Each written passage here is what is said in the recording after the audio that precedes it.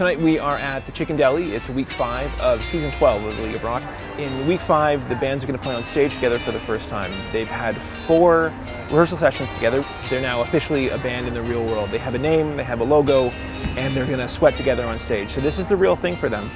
What's really interesting about tonight is that the bar is actually full, which it usually isn't. They've never had a crowd before. Usually they're just playing for each other. So I think a lot of people are really nervous, but I think that's going to make for some good music. So let's see what happens. Ladies and gentlemen, welcome to session 12 of the League of Rock in Toronto. We've got 6 bands running. The first one to come up is going to be the Cellar Dwellers.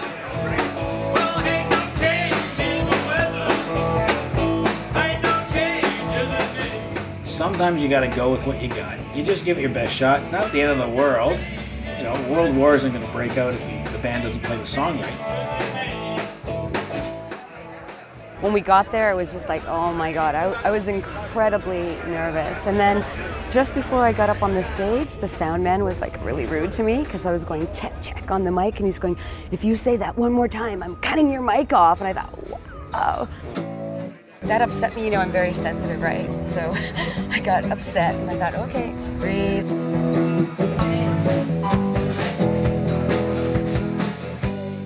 I want to have that feeling of that I'm afraid to try something, but try it. I don't want to sit back and think, oh, I wish I tried that. I love that feeling of being scared out of my mind.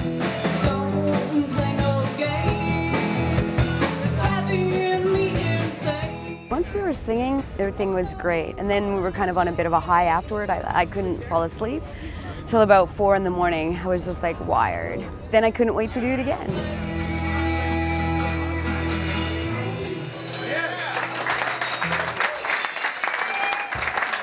Give him a hand, please. No common ground. And I would walk 500 miles and I would walk 500 more just to be that man who walked 1,000 miles to fall down at you. Playing live for the first time was really, really fun. It was pretty packed at the Chicken Deli, and I really didn't expect that. Almost felt like I was an actual professional musician, so it made me feel pretty good.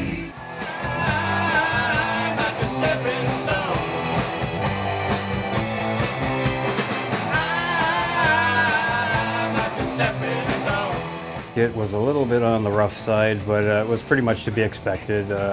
You know, we had new equipment there, and it was a little bit cramped up there on the stage, and we were under a bit of pressure. There was a lot of people there that had to play, but you know, it's a good thing because it keeps you in check. You know, you don't want to get all cocky because then you'll screw up for sure.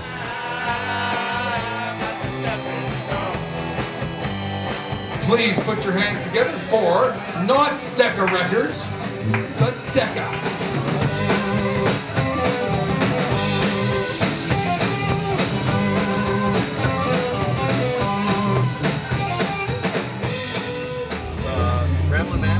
Was great. The double guitar thing was really cool. Love of music, I think, is a universal thing.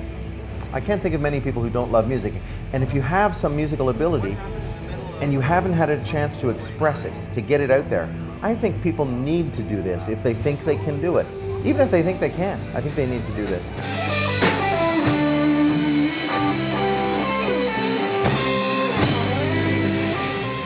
Week 5 can be harrowing because it's the first midway workshop. Most of the bands have not been on a stage before, and the bands are essentially half cooked. This will give them a chance now to work on the big holes they found in their set. So week 5 is a wake-up call.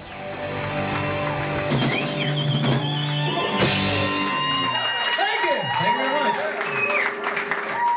She says she loves me.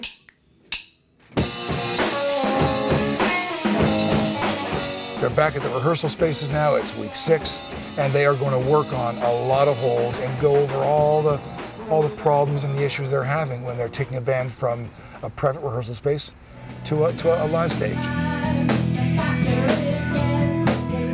One of the coaches said we sounded better in Rehearsal Factory than we did at Chicken Deli, which is mind-boggling. So I thought coming here today, we tighten things up. We had trouble from the point where I do the cymbal smash, and then we wait, and then we go right into it. Hi, I'm Ivan Luxembourg, soon to be 55 years old, but with drumming I hope to regain my youth.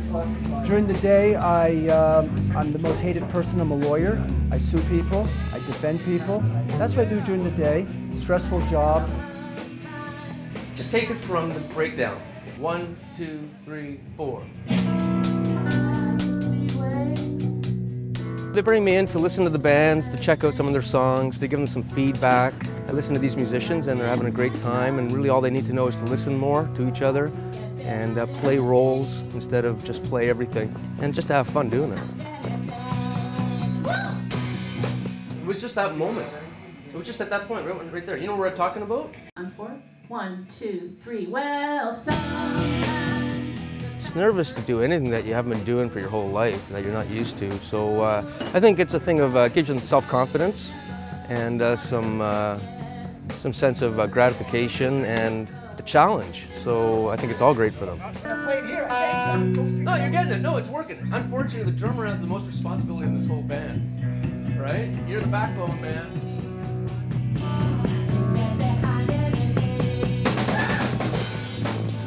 I only played live once or twice many decades ago in my younger Stone Age years, okay? This is all new to me now, and I really feel like I want to get there. I know I can get there, but it's frustrating me now.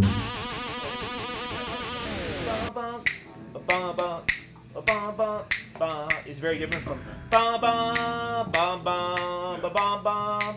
right? So I really want you to think about cleanliness, like how clean a pattern, because there are parts like and if you're playing through all of those stops and those silences, it's too much stew, right? It's gotta be a lot cleaner.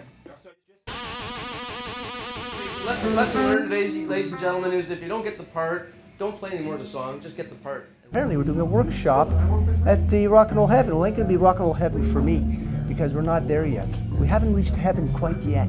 So I'm frustrated. Yeah, I'm really frustrated.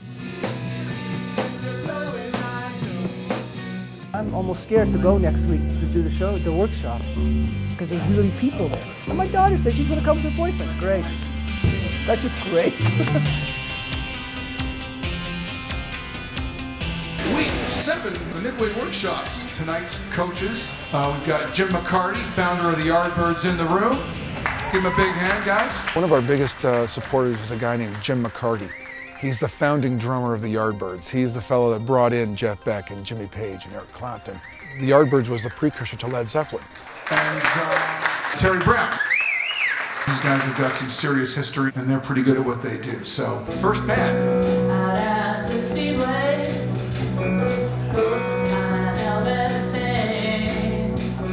I work with a lot of new bands, and even the heavy hitters that I've worked with were new bands once.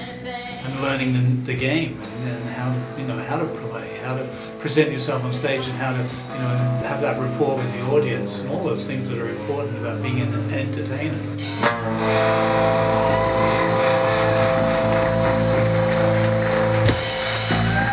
Thank you. I was a bit concerned about the cowbell. More cowbell? Well, you can play it all the way through, yeah, why not?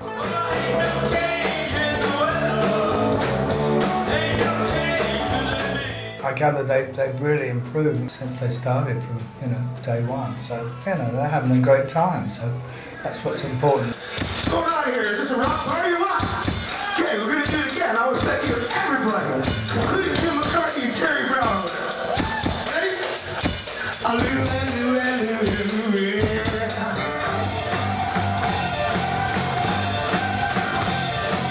I've got, not much negative to say, really. It's, I think you should just, keep going and get better and better. Definitely the second tune I think you should dump, because it's like that had a lot of problems in it for me. I think we were fairly candid, and gave them some pointers and let them know the weak spots and the strong spots, and that's the name of the game, isn't it? This little guy is the only kid that's ever made it into the League of Rock. So, Jim and Terry, don't pull any punches on this kid. Lay into him good.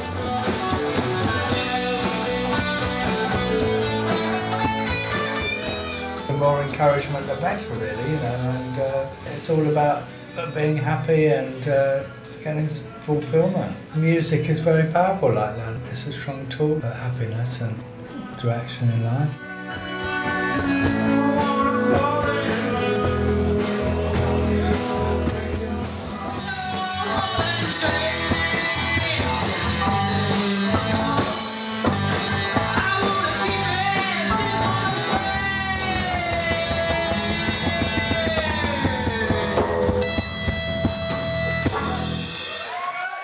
The balance wasn't quite right. The keyboard was a little bit loud, but these things all change from night to night. But it was good. Good lead voice.